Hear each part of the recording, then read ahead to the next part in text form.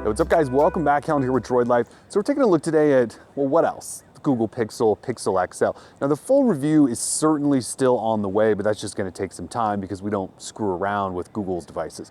But what we wanna do now is talk about the camera because we've taken it out, we've definitely given it a test drive, and we feel like we can probably give you guys a pretty good idea as to what we think about it. So we're in this really great location here in Portland in the rain, and let's take it for a spin and tell you what we think about the Google Pixel camera. As for general specs, you're looking at a Sony 12.3 megapixel camera, 1.55 micron pixels, f2.0, and video stabilization, though you don't have optical image stabilization. DxOMark gave it a score of 89, if that means anything to you, which is the highest ever. In terms of the UI, though, you're looking at an updated camera from Google. It's got timers, and it's got HDR and auto HDR, and you've actually got some new grid options, which I do appreciate as someone who's a big fan of grids while taking photos. There are lighting and scene modes, and of course you have flash controls, but of course every camera has flash controls these days. Now, outside of that general UI stuff, you do have some extra settings in case you really want to tweak this experience. You'll find things like whether or not you want to save the location of your photos. You can adjust resolution, go 4:3 or 16:9. I stuck with 4:3 for this review. Same thing goes with the front camera as well. There's also burst settings you can adjust, and we'll show you a little bit later how burst settings work. And of course, more importantly, you can shoot in 4K if you want, and of course you want to make sure that video stabilization is enabled. Now let's dive into some of these features though and show you a little bit of specifics on how each one works. We'll first take a look here at slow motion. And you guys understand slow motion video. The Pixel cameras are capable of shooting 120 frames per second 1080p video or 240 frames per second 720p. These are 120 because I'm shooting here in 1080 for the most part. You can see it's slow motion video. It does what slow motion video is supposed to do. Now what's really cool though about this camera, and I usually don't test stabilization in cameras, but here's me walking with the camera recording at the same time. Now you can see the camera I was recording on top with wasn't stabilized. Now look at this. This is footage from the actual Pixel camera with video stabilization enabled, and it is wild how smooth this is. Now this video in particular, I'm walking quite fast and it is as smooth as can be. There's a little bump there. You can certainly tell I'm walking, but for the most part, this stabilization is something I don't know that I've seen in an actual smartphone, if ever.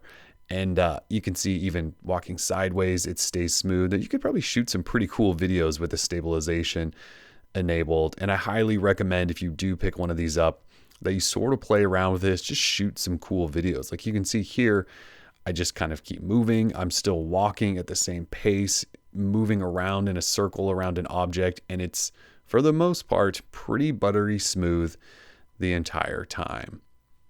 I mentioned burst mode, and burst mode works just like you think it does. You hold the shutter button down and it snaps off potentially dozens of photos in a matter of seconds.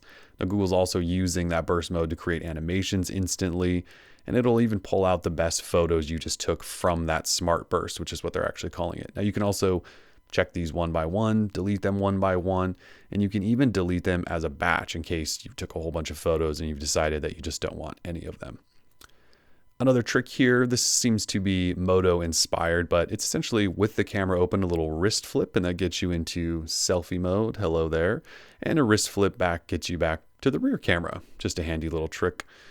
Now, if we're doing a camera review, what good is it if you don't actually have any samples to view? So we've got a whole bunch of samples for you to review, and you guys let us know what you think, but so far, I'm quite pleased with the results.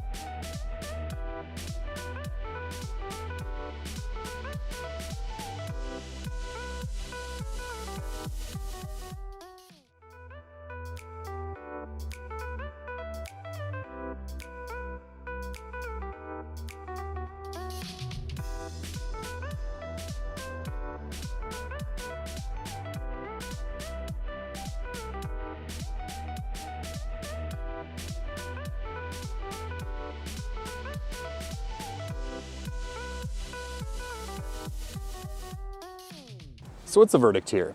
I think I can easily say, without a doubt, one of my favorite cameras in a smartphone this year. And you know, I don't say that lightly. The Galaxy S7 has been top dog in my book, and no one has topped it. You know, the Note 7 was up there, rest in peace, no longer with us. We don't really count that anymore. But this camera, it nails the three things I constantly look for. Does it load fast? Does it focus fast? And does it shoot fast? And yes, yes, and yes for all three of those. Obviously, the image quality is important as well. And I think the pictures I've taken so far with this phone clearly show that it's capable of taking some pretty great photos. And then on top of that, you've got some pretty crazy video stabilization, shoots 4K. You've got photosphere modes and panorama modes. Thank you, Rain. And it's got everything I think you would want in a smartphone camera. It just gets the job done, and it gets it done when you need it to. So again, if it comes back to those three things, quick to load, quick to focus, quick to shoot, I think Google nailed it. And that's really important in a smartphone camera, especially when you're competing at the high end.